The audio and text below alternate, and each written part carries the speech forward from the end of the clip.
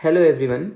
आज हम unit digit निकालना सीखेंगे, यानी इकाई अंक ज्ञात करना सीखेंगे। दिया गया क्वेश्चन है संख्या 22 का पावर 23 का इकाई अंक क्या होगा। एसएससी का पूछा हुआ प्रश्न है, आप देख सकते हैं इसे। इकाई अंक ज्ञात करने के लिए कुछ कंडीशंस होते हैं, उस कंडीशन को हम पहले देख लेते हैं। उसके बाद किसी भी प्रश्न का इकाई अंक निकालना बहुत आसान हो जाएगा। आप सीखेंगे एक ट्रिक जिससे कि किसी भी संख्या का इकाई अंक आराम से आप निकाल सकते हैं।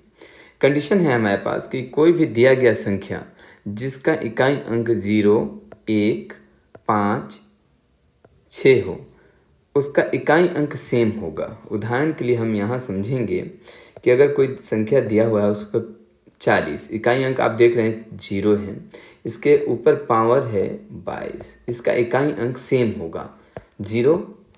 ओके, कोई संख्या दिया हुआ है 21 और उसके ऊपर पावर है एनीथिंग 20, हाँ, इसका इकाई अंक 1 होगा।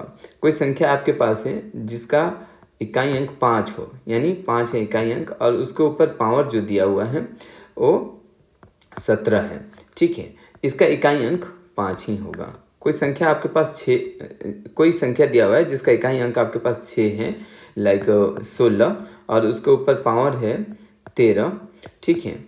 पावर कुछ भी हो उससे आपको मतलब नहीं है, इकाई अंक 6 है, इसका ये संख्या दिया हुआ संख्या का इकाई अंक 6 है तो इसका इकाई अंक भी 6 होगा, ठीक है। उसी प्रकार 4 है, 4 पर घात सम संख्या हो तो इकाई अंक 6 होगा। यहाँ है 14 और इसके ऊपर घात जो है ना वो सम संख्या है, चाहे ये सम संख्या कितना ही बड़ा हो, 2 हो, 204 हो, सम संख्या होना चाहिए, ठीक है। इसका इकाई अंक हमेशा 6 होगा। अगर 4 पर घात विषम संख्या है तो इकाई अंक जो है वो 4 होगा। जैसे यहाँ पे है 24 और इसके ऊपर विषम संख्या कोई भी घात जो विषम हो, लाइक 37, ये एक विषम घात है। तो 4 पर घात विषम संख्या है, इसका इकाई अंक हमेशा 4 होगा, यानी 4 पर पावर विषम, इकाई अंक 4, 4 पे घात जो है सम, तो इकाई अंक 6। उसी प्रकार 9 का देखते हैं हम। अगर 9 पर घात सम संख्या हो तो इकाई अंक 1 होगा। हाँ, यहाँ है 19 और इसके ऊपर घात हम लेते हैं 4, ठीक है, इसका इकाई अंक हमेशा 1 होगा। अगर आप इसे करके देखेंगे, 19 का 4 बार गुणा करेंगे ना आपस में, तो इकाई अंक 1 ही आने वाला है। यहाँ है 9, 9 पर घात विषम संख्या है तो इकाई अंक 9 होगा। घात अगर विषम हो तो इकाई अंक 9 ही हो जाएगा। जैसे अगर यहाँ 29 है और इसके ऊपर 3 हमने घात रखा हुआ है जो एक विषम संख्या है, तो इसका जो इकाई अंक है वो हमेशा 9 आएगा। अगर यही 19 पर पावर 39 होता फिर भी इसका आंसर वही होने वाला है 9।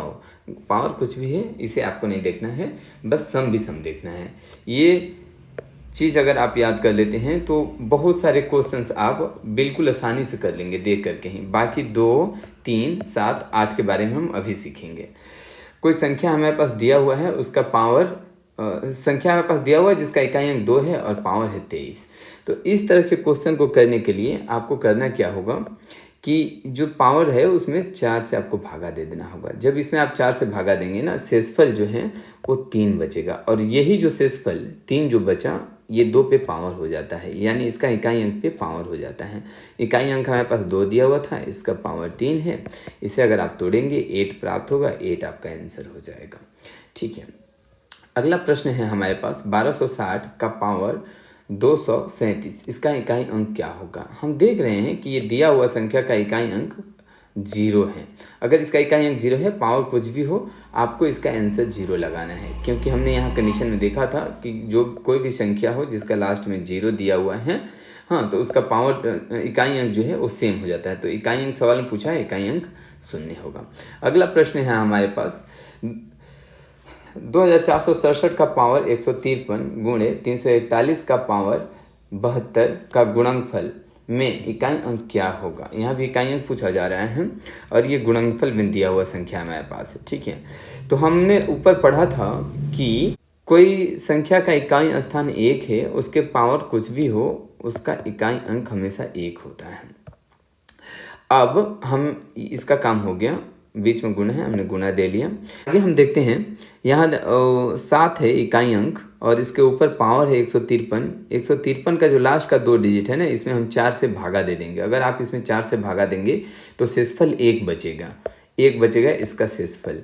यानी 53 में 4 से भागा देंगे, शेषफल 1 बचेगा। आप भाग दे करके देख सकते हैं। अगर आप भाग देंगे तो 1 बार जाएगा 13, 4 3 12, यानी कि शेषफल 1 बच गया। तो ये 1 जो है ना, ये 7 के ऊपर पावर बन जाएगा। इसका पावर 1 इक्वल टू 7। हम यहाँ लिख देंगे 7, 7 गुणे 1 बराबर 7। ये हमारा आंसर हो गया। आगे क्वेश्चन देखेंगे। 3 का पावर 47, 5 का पावर 785, 476 का पावर 574, 267 का पावर 863 का इकाई अंक क्या होगा? तो हम यहाँ देख रहे हैं 3 है, उसके ऊपर पावर है 47, इसमें हम 4 से भागा देंगे, शेषफल आपको 3 बचेगा। यानी 3 का पावर 3, 3 का पावर अगर 3 करेंगे तो आएगा 3 का 9 और 9 3 27, 7 होगा। ठीक है, अब बीच में गुना है, हम गुना लिख लेंगे। 5 का पावर कुछ भी हो, इकाई स्थान हमेशा 5 होता है, हमने देखा था कॉन्सेप्ट में। अब यहाँ 6 है इकाई स्थान और इसके ऊपर पावर कुछ भी हो, 6 ही होगा इकाई स्थान। ठीक है, आगे हमारे पास 8 इकाई स्थान और इसके ऊपर पावर है 863। हम क्या करेंगे, इसके लास्ट के 2 डिजिट में 4 से भागा दे देंगे। तो 4 जाएगा एक बार में 2, 4 जाएगा एक बार में 2 बचेगा, 2 और 23 हो गया, तो 4 5 20 होता है। यानी शेषफल जो है आपके पास 3 बच गया। और यही शेषफल, जब इसमें भाग देने के बाद जो शेषफल आया, यही शेषफल हम 8 का पावर लिखते हैं, 8 का पावर 3। तो ये होगा 8 8 है 64, यानी 4 हो गया इकाई स्थान। और फिर उसमें 8 से गुणा करेंगे तो 8 चौका 32, यानी इकाई स्थान 2 हुआ। यहाँ हम 2 लिख देंगे। अब इसे आप गुणा कर करके हमें आंसर निकाल लेना है। इसे गुणा करेंगे, जो आएगा वही इकाई स्थान होगा। तो 7 5 35 और लास्ट में हो गया 5 और 5 6 का 30, यहाँ आ गया 0, इकाई स्थान 0 आ गया। जब भी कोई संख्या का इकाई स्थान 0 आ गया, आगे किसी भी संख्या से गुणा करेंगे वो 0 आता जाएगा, हमारा आंसर 0 हो जाएगा। आप इसे एक नज़र में भी देख सकते थे। 6 5 30 होता है, बाकी इसको छोड़ दीजिए। अगर 6 5 30 होता है, इकाई स्थान अगर 0 आ गया तो सबका गुणा करने से 0 ही आएगा कभी भी। अगला क्वेश्चन हमारे पास, 1001 का पावर 2008 प्लस 1002 का इकाई स्थान क्या होगा? यहाँ प्लस भी हो सकता है, माइनस भी हो सकता है, प्रश्न आते रहेंगे। आप अपने से कॉन्सेप्ट समझ लीजिए, बाकी आप क्वेश्चन कर लेंगे। यहाँ 1001 है, यानी इकाई स्थान 1 है, इस पर पावर 2008 है, यानी 1 का पावर कुछ भी हो, इकाई स्थान हमेशा 1 होता है। और यहाँ है प्लस का चिन्ह, प्लस हम दे देंगे।